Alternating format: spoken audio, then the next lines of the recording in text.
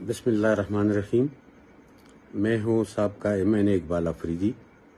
سب سے پہلے میں الحمدللہ مسلمان ہوں، پھر پاکستانی ہوں، اور میں نے سیاست کا آغاز عمران خان کی ویژن، نظریے اور ان کی سپیچز دیکھ کر شروع کی ہے، اور میں اللہ تعالیٰ کو حاضر ناظر جان کر قرآن پہ ہاتھ رکھ کر کہتا ہوں کہ اس نے ہمیں کبھی بھی اپنے ملک کے خلاف یا اپنے فوج کے خلاف تقاریر کرنے یا ان کے خلاف پرتشدد مظاہرے کرنے کے لیے نہ تو فورس کیا ہے، نہ ہی ہدایت جاری کی ہے۔